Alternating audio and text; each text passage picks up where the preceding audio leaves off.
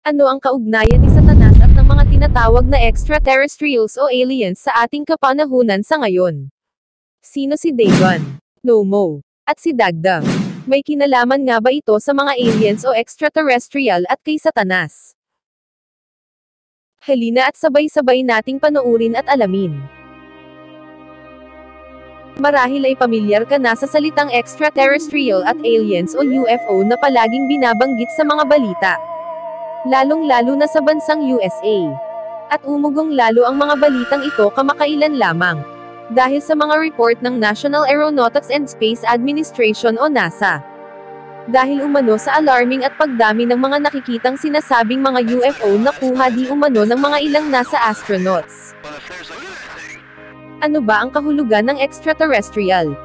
Ayon sa Oxford Learner's Dictionary, extraterrestrial is creature that comes from another planet. Creature that may exist on another planet. O sa madaling sabi, ang terminong extraterrestrial ay ginagamit sa mga nilalang na dayuhan sa Earth o mga hindi taga-Earth. Sa madaling sabi galing ang mga to somewhere in outer space, at madalas na iniuugnay dito ang mga kung tawagin ay mga aliens sa ating kapanahunan ngayon. Ngunit ang totoo, meron na umanong mga ganitong mga serye ng pagpapakita ng mga tinatawag na extraterrestrial noong pang-unang panahon. At ano ang kinalaman nito kay Satanas? Alamin natin base sa ilang mga teorya ng mga scientist at sa kanilang mga nalaman, at natagpuan.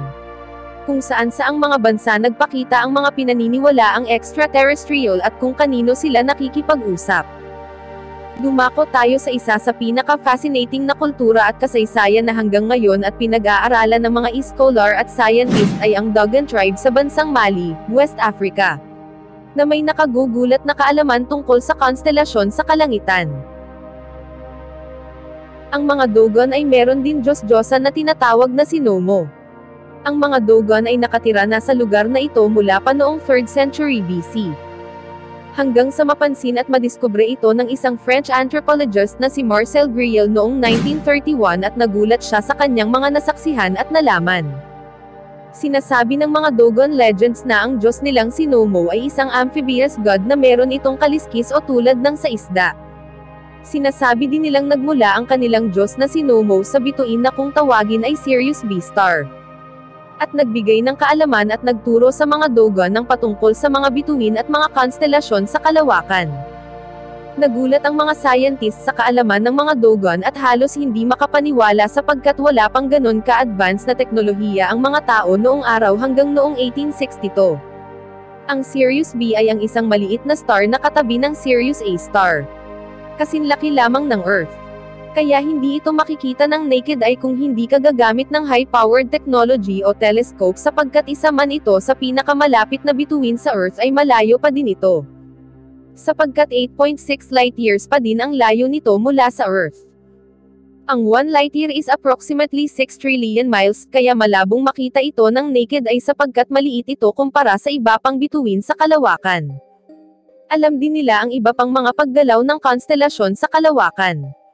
Labis na nagulat at namangha ang mga scientist dahil dito. At napaisip na baka si Nomo na tinatawag na Diyos ng mga Dogon ay isang extraterrestrial na bumisita sa mga tao sa lupa, particular sa Dogon tribe. Dahil sa taas ng kanilang kaalaman sa astronomiya. At ang Sirius star ay tinatawag din na Dog star kaya posibleng dito galing ang Dogon, word na pangalan ng kanilang tribo. Nakakagulat nga naman kung iisipin, hindi ba? Imposible itong coincidence lamang. Bumalik tanaw tayo sa kasaysayan ng mundo. Ang ancient civilization noong sinauna. Ang ancient Mesopotamia. Ang mga Mesopotamian ay kilala sa kanilang hindi matatawarang kontribusyon sa larangan ng agham. Hanggang sa ating panahon sa kasalukuyan. Kaalaman at wisdom sa maraming bagay lalong-lalo na sa mga konstelasyon ng mga bituin o celestial bodies. Na tila ba meron na silang super advanced technology noong sinauna. Well, ang Mesopotamia ay makapangyarihang bansa at malamang na sila ay nakahihigit sa mga bagay o mas advanced kumpara sa ibang mga bansa noon pero hindi kasing advanced ng sa panahon natin ngayon. Makikita sa isang inukit na larawan na ito sa mga inukit na sulat sa ibaba ang tinatawag na Code of Hammurabi, at sa itaas larawan naman ng mga tao na nakikipag-usap sa sun god ng mga Mesopotamian. Sa kanan na si Shamash, isang Diyos-Diyosan. At ang kapansin-pansin sa itaas malapit sa ulo ng Diyos-Diyosan na si Shamash ang larawan ng buwan. At mga bituin. At ang isang tila extraterrestrial being na may hawak na dalawang tali at tila nakakonekta ang isang sun disk o hugis spaceship na araw na pinaniniwalaan ng mga scientist na tila ba senyales na meron ng nagtuturo ng advanced technology noong una at na merong mga extraterrestrial being na bumibisita sa mundo ayon sa mga larawan. O sa makatuwid ay aliens. Ang hari na si King Hammurabi na ika-6 na Amorite King ng Old Babylonian Empire ng Central Mesopotamia ay nakipag-usap at ginabayan umano ni Dagon, isa pang Diyos-Diyosan na chief god ng ancient Mesopotamia na half-amphibian at may mga kaliskis. Si Dagon, sa kalaunan ay na-adapt ng mga karatig na bansa katulad ng ancient Philistines at ito ay mababasa sa Bible na sinasamba nga noon ang isang Diyos-Diyosan ng mga Filisteo na si Dagon. Si Hammurabi na hari ng Babylonia ay ginabayan nga di umano ni Dagon at doon ay nakuha niya umano ang mga payo ni Dagon. Base na rin sa sinabi ng hari, at do'y gumawa ng mga batas na isang kumpleto at pinakasikat at legal na batas sa buong mundo na tinatawag na Code of Hammurabi. Sinasamba si Dagon sa isang templo na kung tawagin ay Iman o The House of the Star. At posible itong ang bituin na kung tawagin ay Osiris, na pinakamaliwanag sa kalangitan sa gabi. Bago matapos ang video na ito, pakipindot na rin ang like at subscribe button kung nanonood ka din paminsan-minsan ng ganitong mga klase ng content. Pampalubag loob na rin. Maraming salamat po.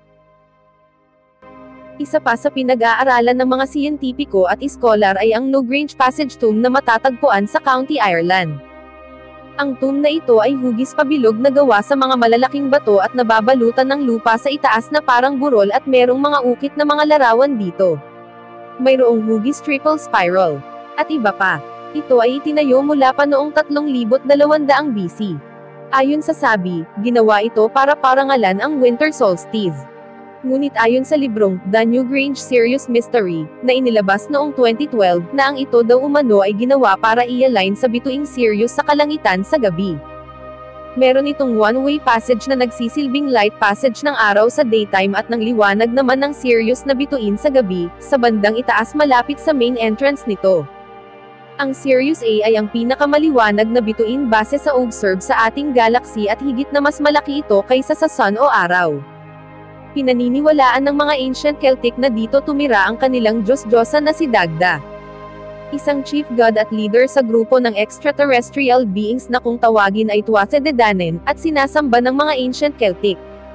Ayon sa mga legends doon, ang pagdating ng mga nilalang na ito ay misteryoso umano o malamang na galing sa ibang lugar na hindi sa Earth.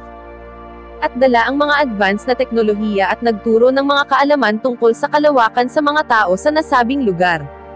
Na pinaniniwalaan ng ibang mga iskolar at scientist na ito ay binisita nga umano ng mga extraterrestrial being o aliens, sa madaling sabi.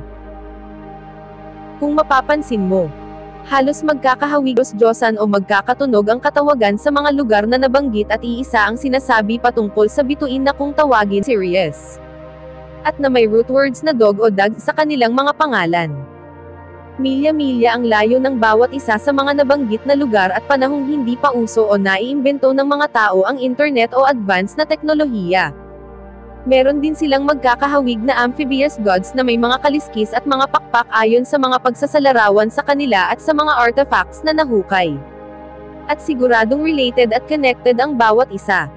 Ayon sa aking palagay at pagsisiyasat, ay merong intelihenteng nilalang ang may pakana nito, at walang iba kundi si Satanas. Si Satanas ay tinawag na Lucifer o Morning Star na bansag titulo, sapagkat siya ay punong-puno ng kaluwalhatian at liwanag, noong siya pa ay nasa paglilingkod sa kanyang ama na nasa langit. Marahil siya na nga ang tinutukoy at sumisimbolo patungkol sa Sirius na bituin sa kalangitan. At ayon sa Bible siya ay nag-anyong dragon at nakipagdigma kay Miguel Arcangel at nanghukbo nito. Kung mapapansin mo din na ang dragon, Dagon, at Dagon, ay halos magkakasang tunog lang na may root word na dag o dog. Ang dragon, sa salitang Griego ay drakon. Sa English dragon, at sa Aramaic naman at Hebrew ito ay tanin, at parehong may root word na tan, satan, o satanin.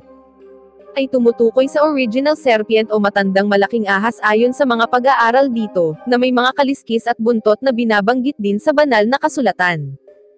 Hindi ba't ang mga nakikita sa mga larawan ng mga Diyos-Diyosan na ating tinalakay ay may mga kaliskis din at buntot na mukhang isda o syokoy? Ano pa man ang itsura nito ay maihahalin tulad ito sa mga amphibious gods sa ating tinalakay. Sapagkat parehong may mga kaliskis at buntot na sea creatures at pwedeng mabuhay sa tubig at lupa. Ang mga dugong, sirena, at syokoy na aqua-mythological creatures ng mga Filipino ay isa din sa aking palagay na may kinalaman sa mga sinaunang Diyos-Diyosan ng mga sinaunang Pilipino at sa iba pang bansa noong sinauna. Sapagkat sila'y mga pagan. Marahil ang mga ito ay sinamba din, ngunit kailangan pa riyan ng masusing pagsisiyasat. Tandaan na si Satanas ay walang ibang hangarin kundi mag-claim sa sarili bilang isang Diyos, at ginagawa niya ang lahat para sambahin siya ng mga tao mula pa noong sinauna. Nakababasahan sa banal na aklat at upang ilihis ang mga tao sa tunay na pagsamba sa Diyos.